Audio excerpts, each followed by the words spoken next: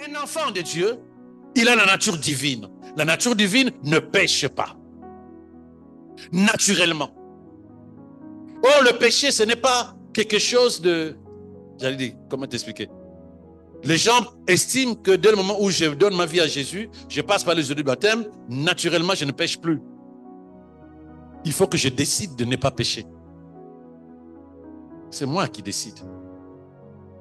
Parce que tu vas t'attendre, oui, mais je suis né de nouveau, j'écoute la parole, je fais des jeûnes. Pourquoi j'ai toujours envie d'insulter, de mentir, de faire des bêtises? Mais parce que c'est une action, le péché. C'est une action. C'est toi qui décides de le faire ou de ne pas faire. Tu as beau être enfant de Dieu. Tu es conscient que ce n'est pas bon. Mais tu peux le faire quand même. Tu peux le dire quand même. Tu es conscient, ce n'est pas ce que tu dois faire.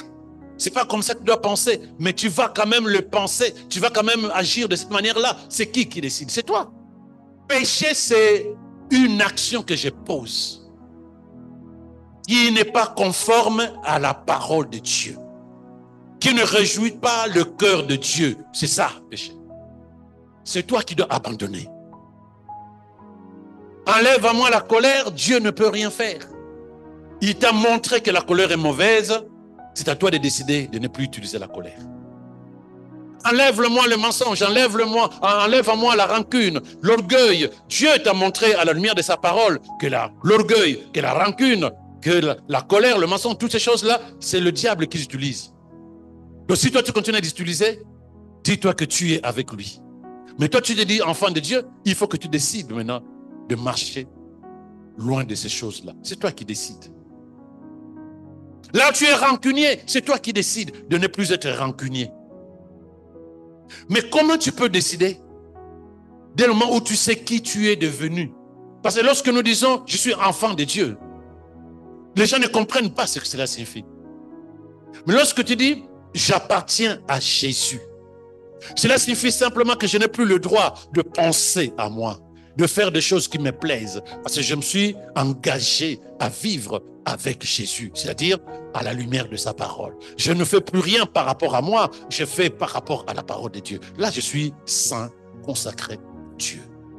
Lorsque tu dis, je m'engage, je veux vivre avec Dieu, je veux devenir chrétien, c'est-à-dire celui qui marche à la lumière de la parole de Dieu, c'est un engagement personnel, volontaire, et ça doit t'amener à contrôler ta manière de penser, de parler, d'agir, pour que cela soit conforme à la parole de Dieu. Sinon, tu n'es pas dans ton engagement spirituel. 1 Jean 5, verset 18. Nous savons que quiconque est né de Dieu ne pêche point. Regarde bien ça. La Bible dit que celui qui est né de Dieu ne pêche pas. C'est-à-dire que ce n'est pas un conseil qu'on te donne, non. C'est un fait, c'est évident. La vérité, c'est celle-là. Ce que tu penses à l'intérieur de toi. Que non, ne pas pécher pendant une journée, c'est difficile. C'est pas vrai. Parce que la nature divine est en toi. Cette nature ne pêche pas. Parce que les pensées sont totalement inondées de la parole de Dieu. Tu ne peux pas pécher. La vérité, l'évidence, c'est ça. Celui qui est né de Dieu ne pêche pas. Ça, c'est la nature de Dieu. Parce que la nature de Dieu ne pêche pas. Puisque tu dis enfant de Dieu, la nature de Dieu ne pêche pas. Et il continue. Mais celui qui est né de Dieu se garde lui-même et le malin ne le touche pas. Cela signifie quoi? Que tu as cette capacité de te protéger, de refuser de faire le mal, de refuser d'avoir de la rancune, d'accepter de pardonner, de refuser de mentir, de refuser d'être orgueilleux, d'accepter d'être humble. Et c'est là où le diable ne t'aura pas. J'ai toujours dit, bien-aimé, que le diable ne commence jamais dans la vie d'une personne. Le diable attend une occasion favorable. Il va utiliser ce que tu as à l'intérieur de toi. Le diable va utiliser ce que tu as à l'intérieur de toi pour te récupérer. Cette semaine, j'étais rendre ministère hors de Toulouse, dans le Gers. Cette famille a été envoûtée par la puissance démoniaque au travers de la sorcellerie. Je rends ministère, je glorifie Jésus dans leur vie pour chasser tout pouvoir satanique derrière la sorcellerie qui était derrière. L'imposition. Les enfants, même les enfants, personne ne dormait. Dès que la nuit tombait, les enfants voyaient des gens dans la maison, sentaient la présence des gens, jusqu'aux parents qui sentaient quelqu'un sur leur lit. Oui, le monde spirituel, c'est une réalité, toi qui négliges. C'est après que l'homme me dit, je viens de comprendre quelque chose. Je viens de discerner quelque chose par rapport quand tu priais. Il est parti chercher. Avec tes yeux, c'est juste une queue de bœuf avec une petite fiole qu'on a attachée. Parce qu'on lui a donné ça à la mort de son père pour dire c'est toi qui vas garder la famille. Mais le discernement spirituel est venu parce que ces oppressions ont démarré à son retour et depuis qu'il a récupéré le truc, il a mis au-dessus de son lit. Moi, je ne vais pas réfléchir qui a fait quoi. J'amène Christ pour se glorifier dans leur vie. Je lui dis, c'est toi qui détruis, parce que lui voulait que je détruise. Il dit, c'est toi qui es amené, c'est toi qui dois détruire. Tu es Gédéon. Détruis les statues, détruis les idoles de ton père. Il voulait envoyer ça, renvoyer au pays. J'ai dit, ça ne sert à rien. L'esprit est là. Il a pris place. Détruit. J'ai dit, n'ayez pas peur, tout va très bien. Le Dieu qui est venu vous libérer est au-dessus de tous ces petits dieux-là. C'est quoi l'histoire? Le choix que nous faisons.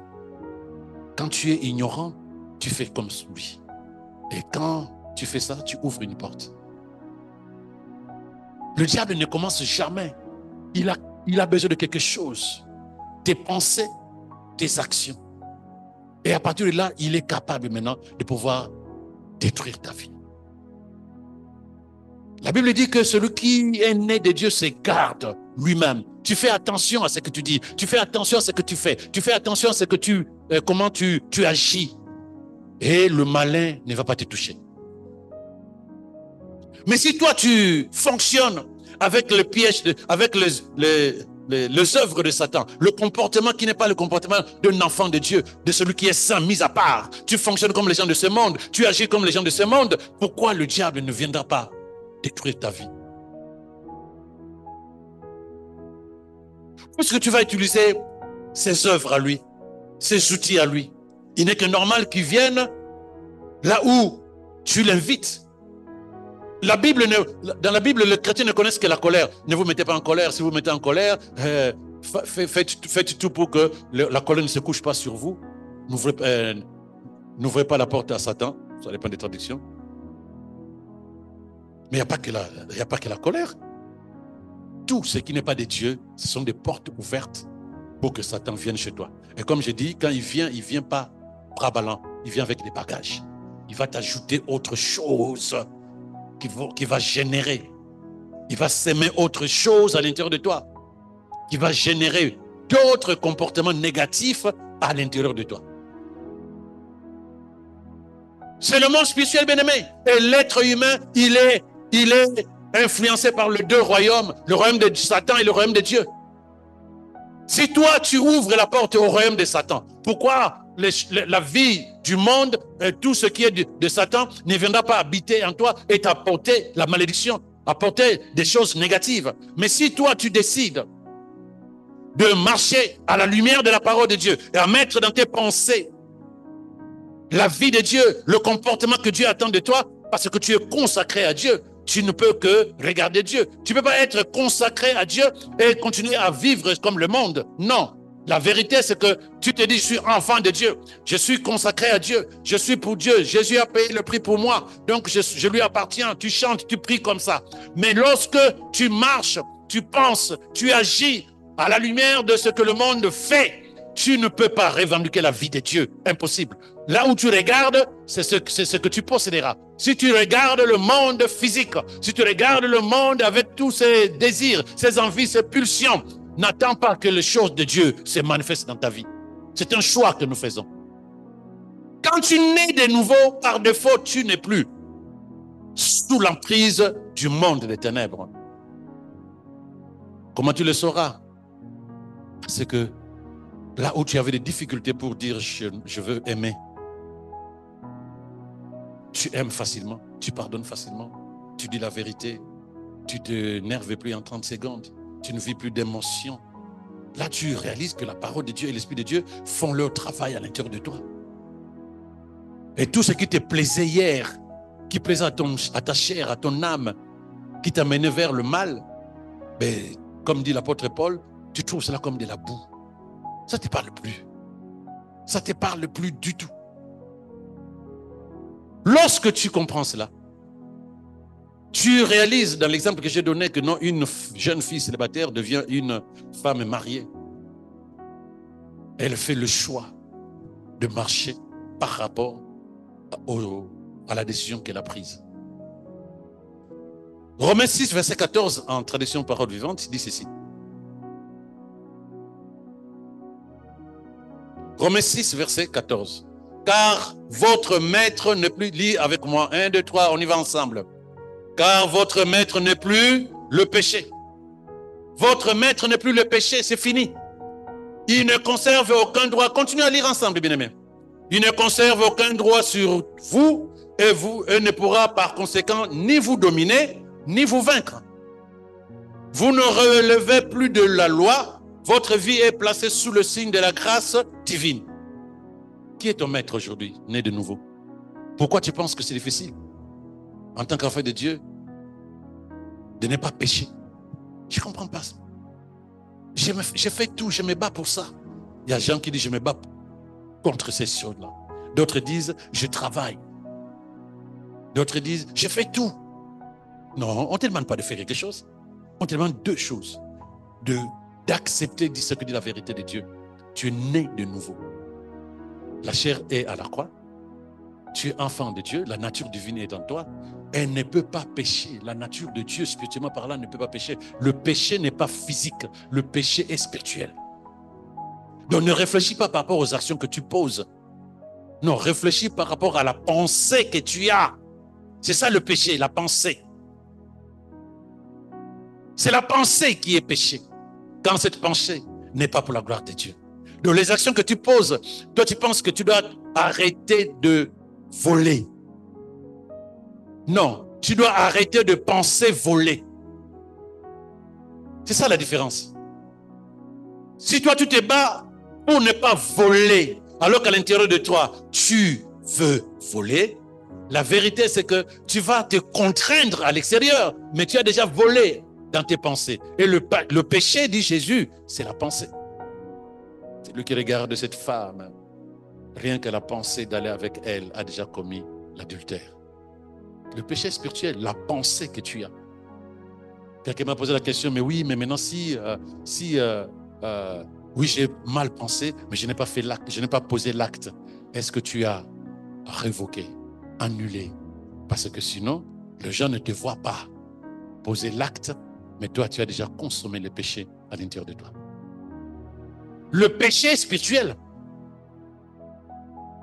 Le péché, c'est ce que tu penses à l'intérieur de toi, avant même de l'accomplir à l'extérieur. Comment penses-tu?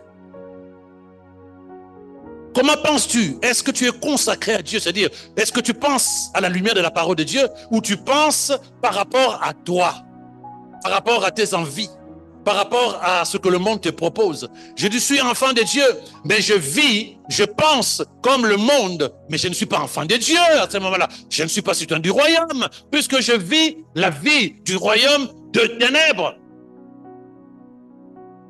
Je ne peux pas revendiquer la vie de Dieu. Je ne peux pas vivre et revendiquer l'héritage des enfants de Dieu si mon comportement, si ma façon de penser, si mes actions sont liées au fonctionnement du monde des ténèbres. La consécration, c'est une fois pour toutes. J'étais de ce côté-là. Dieu me libère, me délivre en Christ Jésus. Je décide de tourner le dos à l'ancienne vie et je commence à marcher dorénavant en nouveauté de vie à la lumière de la parole de Dieu sous le conseil du Saint-Esprit. Là, ma vie est consacrée à Dieu. Ça ne viendra pas du ciel. Ça viendra de l'engagement que tu prendras pour vivre maintenant la vie de Dieu. As-tu quelqu'un avec moi?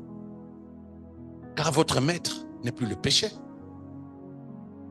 Votre maître n'est plus le péché. Il ne conserve aucun droit sur vous et ne pourra par conséquent ni vous dominer ni vous vaincre.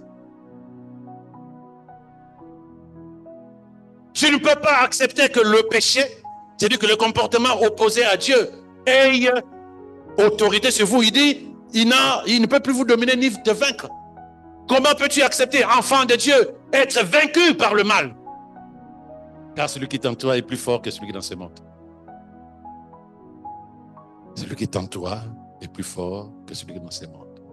Ta parole est lumière sous mes pieds, une lampe sous mes pieds, une lumière sur mon chemin. C'est-à-dire que je vois le piège de Satan. Lorsque je sens que je commence à m'énerver, je vois venir de loin et je me calme. Lorsque je vois que j'ai envie de dire des choses qui ne sont pas vérité, je vois venir de loin et je proclame la vérité. Lorsque je vois que j'ai besoin de haïr quelqu'un, je vois venir de loin et j'ouvre mes bras et mon cœur pour aimer la personne.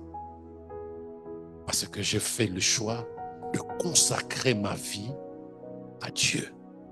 Et puisque je consacre ma vie à Dieu, je vis la vie de sa parole.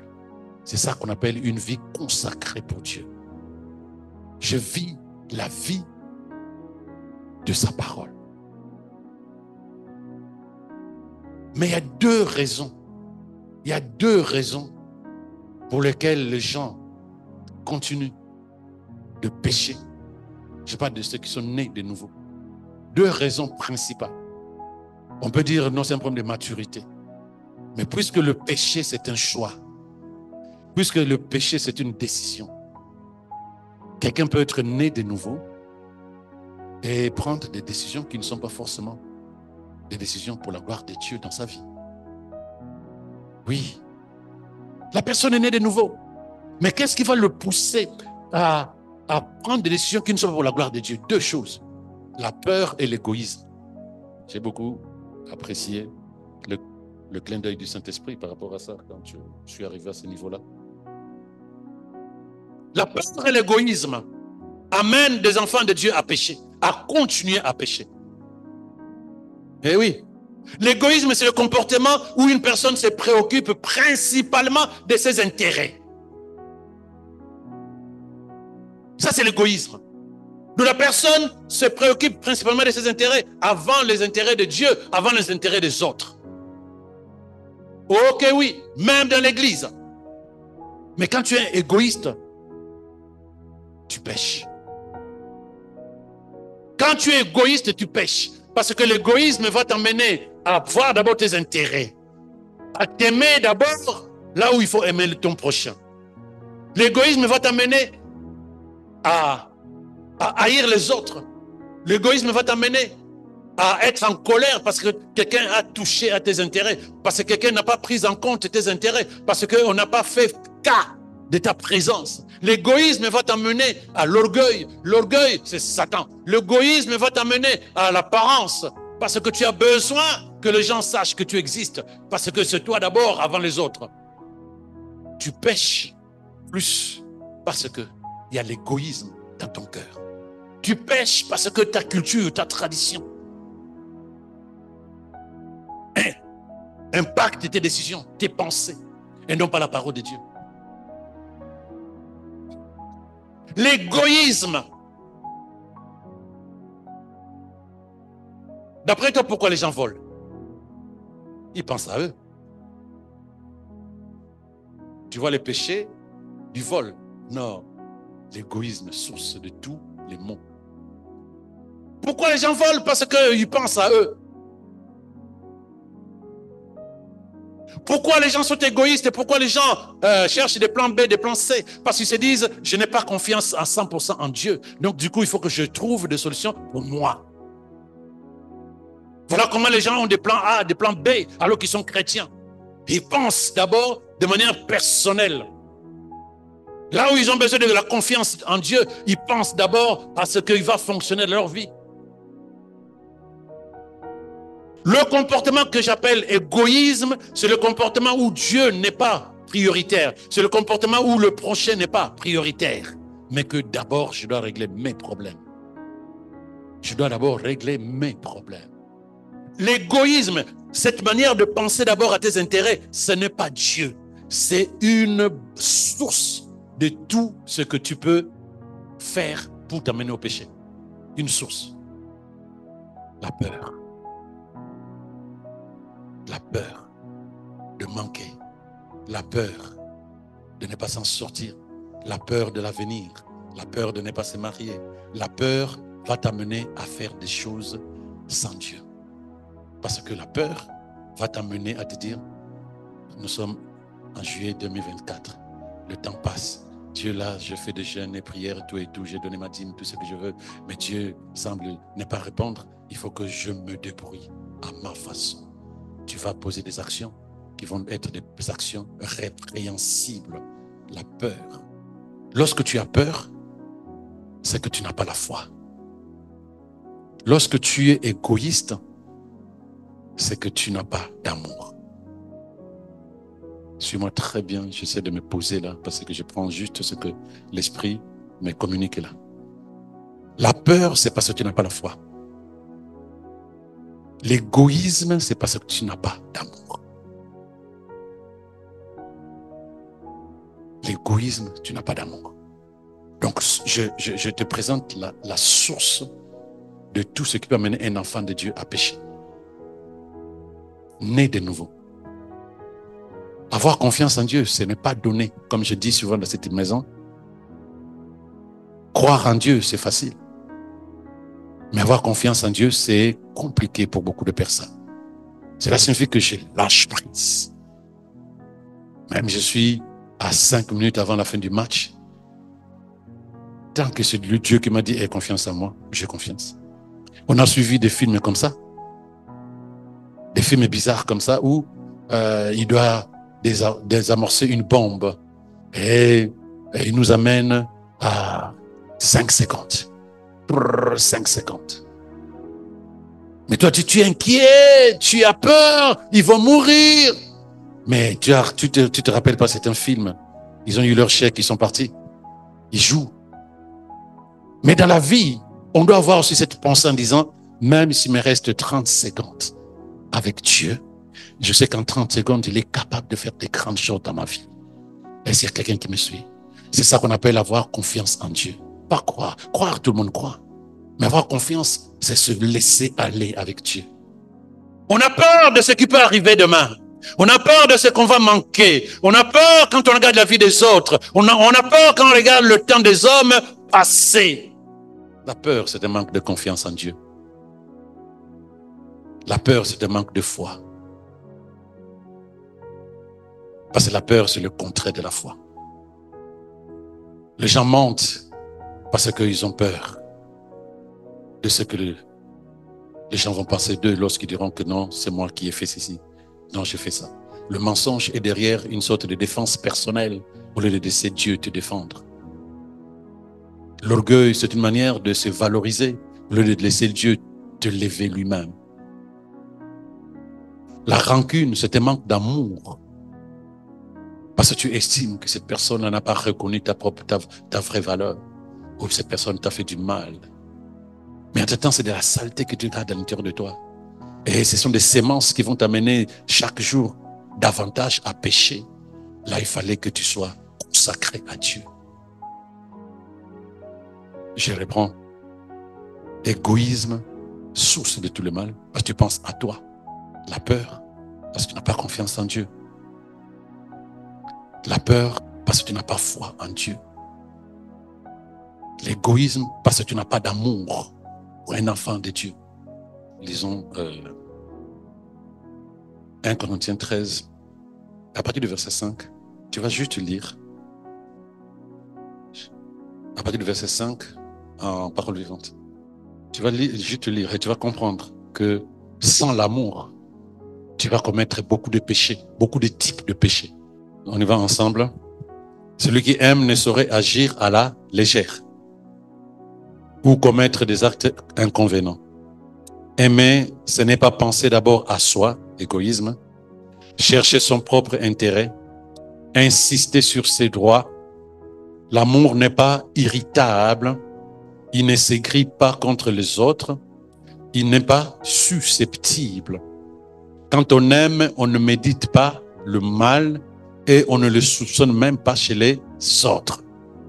Si on subit des torts, on n'en garde pas rancune. Donc rien que ce verset 5, tu vois déjà que quand tu penses à toi, quand tu n'as pas d'amour pour les autres, tu arrives à répandre dans ton cœur des sémences négatives qui sont des sémences de péché. Et pourtant tu es enfant de Dieu. Verset 6. Découvrir une injustice ou voir commettre le mal ne fait pas plaisir à celui qui aime. Parce que quand tu aimes, je l'ai dit dimanche passé, quand tu aimes, même quand la personne t'a fait du mal, lorsque cette personne est dans le mal, tu es malheureux et tu cherches comment régler le problème. Tu te dis pas, t'as vu, ça là, ça c'est la puissance de mon Dieu. Non, ton Dieu est amour.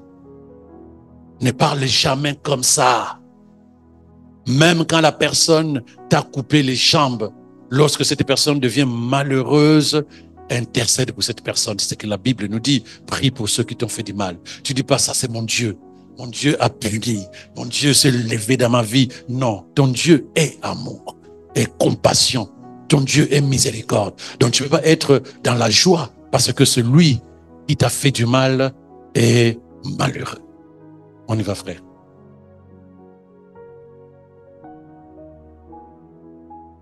Ne fait pas plaisir à celui qui aime. Il se place du côté de la vérité et se réjouit lorsque la vérité triomphe. Verset 7. L'amour couvre tout. Il souffre, endure et pardonne. Il sait passer par-dessus, les fautes d'autrui. Aimer, c'est faire confiance à l'autre et attendre quoi? Le meilleur de lui. Aimer, c'est espérer sans faiblir, sans jamais abandonner, c'est savoir tout porter, tout surmonter. Tu ne peux pas te comporter comme ça. Lorsque c'est le goïsme, lorsque c'est toi qui primes dans ta vie, tu ne peux pas te comporter comme ça. Et puisque tu ne peux pas te comporter comme l'amour de Dieu, je ne parle pas de l'amour des hommes, comme l'amour de Dieu, tu vas vivre en commettant le péché. Il y a d'abord toi.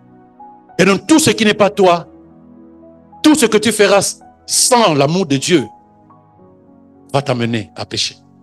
Et pourtant, tu es né de nouveau. Je répète, que le péché, c'est un choix, que le péché est spirituel. Même si on ne te voit pas en boîte, même si on ne te voit pas tuer quelqu'un, même si on ne te voit pas voler au marché, regarde ta manière de penser et tu verras combien de fois tu pêches. Car les péchés sont spirituels. La solution que Dieu a apportée dans la vie d'un enfant de Dieu, c'est sa parole. Sa parole qui t'amène à vivre consacré à Dieu. C'est-à-dire que tu ne penses plus à toi, tu penses aux autres, parce que Dieu veut que tu penses d'abord aux autres. Tu aimeras le Seigneur ton Dieu de tout ton cœur, de toute ton âme, de toutes tes forces et de toutes tes pensées. Et tu aimeras ton prochain. Car Dieu a prouvé son amour alors que nous étions encore des pécheurs. Christ est mort pour nous. Ayez les sentiments qui étaient en Christ Jésus, alors qu'il avait le pouvoir d'être roi de la terre, mais il s'est humilié jusqu'à la mort. Humilité. Être humble ne signifie pas que tu es faible. Être humble est une puissance. Ils ne sont pas nombreux ceux qui peuvent être humbles. C'est comme pardonner. Le monde te dira, pardonner c'est être, je ne sais pas comment ils appellent ça. Pardonner c'est une puissance. Ils ne sont pas nombreux ceux qui sont capables de pardonner. J'ai entendu des personnes dire jamais je ne pardonnerai. Jamais je ne pardonnerai. Jamais. Tu ne sais pas ce que cette personne m'a fait. Non, je ne pardonnerai pas. Mais toi, tu es capable de dire je pardonne. Non pas pardonner et puis je ne parle plus à la personne. Non, pardonner comme si de rien n'était. Comme si de rien n'était, comme si rien ne s'est passé. Nettoyage. Puisque Dieu, lui, il oublie tes propres dégâts. Puisque Dieu lui dit, j'efface. Donc l'autant tu te présentes, Seigneur, je suis pécheur. Il dit, je ne vois pas de quoi tu parles. Moi, on me montre, ton tableau est vierge. Mais si tu n'es pas consacré à Dieu, que tu vives la vie de Dieu, dans la fraîcheur de sa parole, dans la couverture de son esprit, dans la compassion de son amour. Si toi tu dis je suis enfant de Dieu, mais tu te comportes comme ici, tu n'es pas du monde, mais tu te comportes comme les gens du monde, tu ne peux pas attendre que tu vives la vie de Dieu. Et malheureusement aussi, tu continueras à te battre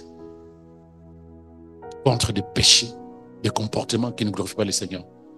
Le péché, ce n'est pas forniquer seulement, ce n'est pas adultère, ce n'est pas mentir, ce n'est pas voler. C'est toutes les pensées qui ne sont pas en phase avec la parole de Dieu. Toutes les pensées qui ne sont pas en phase avec la parole de Dieu, c'est ça qu'on appelle péché. Ok, oui. Parce que le catholicisme nous a appris des choses. Il y a 7 péchés capitaux. Il n'y en a pas. Tout péché est péché. C'est-à-dire que toute pensée qui ne glorifie pas le Seigneur dans ton cœur, tu as manqué ton but. Tu as raté une occasion de glorifier le Seigneur. Pourquoi? Parce que c'est un choix que nous faisons. Et ce choix est basé sur ces 3 choses dont j'ai parlé. L'égoïsme et la peur. En fait, je dis 2 choses. L'égoïsme et la peur. Tu penses d'abord à toi et tout ce qui suivra, parce que tu penses d'abord à tes intérêts, ce sont des choses qui s'appelleront péché. Parce que ça ne glorifie pas le Seigneur. La peur, tu penses à ce que tu dois être, faire, et ce qui te manque, c'est un manque de foi. C'est un manque de foi. Et tout ce que tu feras derrière, ça s'appelle péché. Parce que Dieu donne ces 2 choses-là, c'est-à-dire l'amour et la foi, pour que nous arrivions à vivre une vie de nos péchés. Je vais te faire comprendre ce que je dis. L'amour d'abord, Romains 13, verset 8. Lis avec moi, bien-aimé. On y va ensemble. Ne restez redevable de rien à personne. N'ayez pas de dettes envers quelqu'un, sauf d'aimer. Car l'amour est une dette dont nous ne pourrons jamais nous acquitter. Nous avons l'obligation de payer notre dette, d'aimer les autres. C'est une dette. Lorsqu'on t'aime parce que Dieu t'a aimé, tu dois de l'amour envers les autres. Parce que Dieu t'a aimé, Dieu t'a aimé, Dieu t'a aimé. Tu ne peux pas ne pas aimer les autres. Tu as une dette envers Dieu. Et puisque tu dois aimer Dieu, aime ton prochain d'abord. C'est ce qu'il a dit. Tu ne peux pas aimer Dieu si tu n'aimes pas ton prochain. Il dit, ne dois rien à personne, sauf l'amour. Car l'amour, c'est une dette dont nous devons nous acquitter. Continue. D'ailleurs, celui qui aime satisfait à toutes les obligations de la loi. Quand tu aimes, tu satisfais à toute la Bible. Parce que même les 10 commandements de Moïse, il y avait 5 où on te parle de ta relation avec Dieu. Si tu as de l'amour pour Dieu, tu feras tout ce qui est dans ce 5-là. Et le 5 autres, de 6 à 10, ça concerne ta relation avec ton prochain. Si tu as de l'amour pour ton prochain, tu vas respecter scrupuleusement tout ce qu'il y a dans le 6e jusqu'au 10e commandement. Il dit que lorsque tu aimes, tu accomplis toute la parole de Dieu. Mais c'est vrai si tu regardes très bien. La Bible, c'est la parole de Dieu. Aimer Dieu, tu vas marcher à la lumière de sa parole. Marcher à la lumière de la parole de Dieu, c'est aime ton prochain, prier pour ceux qui t'ont fait du mal, ne pas chercher le malheur des autres. Là, tu es dans l'amour. C'est l'amour. C'est l'amour. Il dit c'est la seule dette. Relis-nous ça, s'il te plaît. Ne restez redevable à rien. On va lire à haute voix, toi et moi. On y va ensemble. Ne restez redevable de rien à personne, sauf d'aimer. Car l'amour est une dette dont nous ne pourrons jamais nous acquitter. D'ailleurs, celui qui aime satisfait à toutes les obligations de la loi. Lorsque tu as peur, tu n'as pas la foi. Mais lorsque tu es égoïste, tu n'aimes pas. Tu t'aimes toi. Tu vois d'abord tes intérêts. Lorsque tu te dis, mais j'ai du mal à sortir de ça. J'ai du mal, je me bats pour tel problème dans mon cœur. J'ai du mal, je travaille par rapport à telle partie de mon caractère. Regarde si ce n'est pas de l'égoïsme. À ce moment-là, reprends à développer la foi à l'intérieur de toi. Pardon, reprends à développer l'amour de Dieu à l'intérieur de toi. Reprends, décide d'aimer. Fais l'inverse de ce que tu faisais. Je répète, le péché, c'est un choix. C'est un choix. Fais l'inverse de ce que tu faisais. Derrière la parole d'amour de Dieu. Là où tu verras que la première personne à aimer, ce sera Dieu, et la deuxième personne sera ton prochain. Toi, tu viendras après. Mais ça ne te dérange pas. Puisque tu aimes Dieu, tu as envie de faire ce que Dieu attend de toi. Romains 13, verset 10. Toujours en oui. Aime ton prochain comme tu t'aimes toi-même. Celui qui aime son prochain ne saura lui causer de tort. Celui qui aime son prochain ne saura lui causer de tort, ne saura lui souhaiter du mal. Par conséquent, l'amour implique le plein accomplissement de tous les commandements. Alléluia. L'amour implique l'accomplissement de tous les commandements. C'est ce que j'ai dit tout à l'heure. Pour terminer, c'est la foi. C'est deux choses dont j'ai parlé. Source de tout le mal, l'égoïsme et la peur. Dieu remplace par l'amour et la foi. Dieu remplace par l'amour et la foi. Romains 14, verset 22 à 23. Traduction j'avais choisi, c'est la foi que tu as, toi, garde-la pour toi devant Dieu. Heureux celui qui ne se juge pas lui-même. Heureux celui qui ne se juge pas lui-même en exerçant son discernement. Heureux celui qui ne se juge pas lui-même en exerçant son discernement. Vous allez comprendre pourquoi Dieu parle comme ça. Parce que c'est un peu touchy. 23, pardon. Mais celui qui hésite est condamné s'il mange, parce que ce qu'il fait ne relève pas de la foi. Or, tout ce qui ne révèle pas de la foi est péché. En fait, il veut faire comprendre quelque chose. Lorsque tu poses des actions, tu es convaincu que ce n'est pas bien ce que tu fais. C'est-à-dire que ta conscience te dit que ce n'est pas bien. Mais tu le fais quand même, tu pêches. En gros, toute la phrase là que tu vois. Si tu es convaincu, ce que tu crois, ce que dit la parole de Dieu. Mais si tu commences à poser des actions hors de la parole de Dieu, tu es en train de pécher. C'est de ça dont tu parles en fait. La foi que tu as, garde-la pour toi devant Dieu, c'est-à-dire devant la parole. Donc j'ai la foi en la parole de Dieu. Donc c'est ce qu'il dit. Heureux celui qui ne se juge pas lui-même en exerçant son discernement. Donc lorsque je vais poser des actions, je suis en phase avec la parole de Dieu. Je discerne que ce que je dis est pour la gloire de Dieu. Je suis bien heureux. Mais si je dois poser des actions, je suis en train de me poser la question, je le fais ou je ne le fais pas.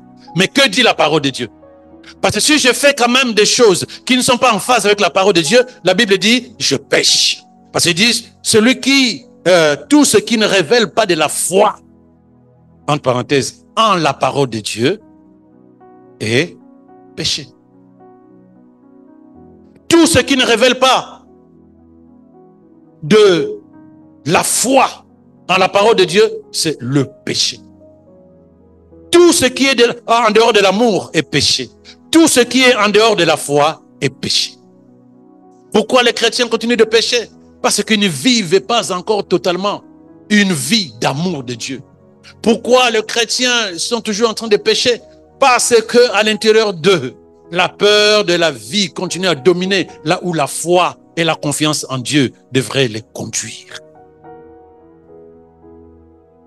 Et il suffit qu'il y ait un souci dans ta vie. La prière disparaît. La Bible est en repos. Mais quand tu regardes et tu commences à chercher des solutions personnelles, dis-toi que je ne suis pas dans la foi.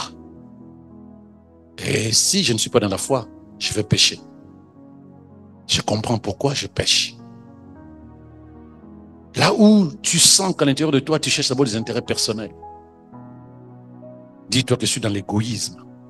Et si je suis dans l'égoïsme, je ne suis pas dans l'amour. Et si je ne suis pas dans l'amour, je vais pécher. La source, c'est l'égoïsme et la peur. La solution de Dieu, c'est l'amour et la foi. Marche consacrée à Dieu. Apprends à vivre l'amour de Dieu, parce que la Bible dit que Dieu est amour. Et tu n'auras pas à chercher tes intérêts, mais tu chercheras à glorifier Dieu dans ta vie et dans la vie des autres. Et tu n'auras pas des pensées sombres vis-à-vis des autres. Marche dans la foi, là où tu as peur. Tu n'auras pas à vouloir poser des actions répréhensibles pour chercher des solutions, parce que la peur t'amène à prendre des décisions qui ne sont pas des décisions de confiance vis-à-vis de Dieu. Et pourtant, tu es enfant de Dieu. Mais quand tu ne marches pas dans l'amour, tu ne consacres pas ta vie à vivre une vie d'amour. Tu ne consacres pas ta vie pour que ta vie soit une vie de foi. Tu ne peux pas te dire que je ne peux pas pécher. C'est impossible. C'est l'amour et la foi. La foi te permet d'avoir confiance en Dieu. La foi te permet d'espérer contre toute espérance. Et l'amour te permet de ne pas regarder à toi dans une vie d'égoïsme, mais de regarder Dieu et les autres dans une vie d'instrument de Dieu dans la vie des autres. À ce moment-là, le Seigneur te bénit davantage. À ce moment-là, tu vis totalement la vie de Dieu. Il y a quelque chose? Oui, merci. Regarde ces versets. Éphésiens 1, verset. Souvent, on lit le 3, mais on va lire 3 et 4. Éphésiens 1, verset 3 et 4. En français courant. Fais vite, bien frère. Merci. Regarde. On se lève et puis on lit ce verset ensemble. Louons Dieu. On y va ensemble. Louons Dieu, le Père de notre Seigneur Jésus-Christ. Il nous a bénis dans notre union avec le Christ en nous accordant toute bénédiction spirituelle dans le monde céleste. Ça, nous savons ça, nous avons déjà lu ça, nous avons compris que nous sommes bénis, que Dieu ne nous bénit pas parce que nous avons prié. Non, nous sommes bénis. Regardons le verset 4. Avant la création du monde, Dieu nous avait déjà pour être par le Christ, afin que nous soyons sans défaut à ses yeux dans son amour. Ça signifie quoi? Si tu commences par ici, verset 1, verset, tu commences par lire le verset 4, avant même que tu sois né, Dieu t'avait déjà choisi pour que tu sois mis à part pour lui. Sans défaut. Dans son amour. Voilà pourquoi tu peux revendiquer des bénédictions au verset 3. Comprends cela. Marche dans l'amour de Dieu parce que tu es saint. Marche dans la foi en sa parole parce que tu es saint. C'est-à-dire que tu es à Jésus. Et c'est là où le verset 3 aura de la valeur. Tu vas recevoir les bénédictions que Dieu a réservées à ceux qui lui appartiennent. Pourquoi? Parce que depuis l'avant du commencement de ce monde, 4, il t'a choisi. Il t'a mis à part. Il t'a consacré pour que tu sois à lui. Tu ne peux pas dire que j'ai des défauts. Tu dois dire, je suis en train de nourrir mon âme pour que mon âme vive un caractère de Christ. J'ai des défauts. Non, j'ai des choses à nettoyer. Puisque Dieu dit que tu es sans défaut. C'est à toi de nettoyer ce qui ne glorifie pas son nom. Amen. Amen. Est-ce qu'on peut acclamer le Seigneur?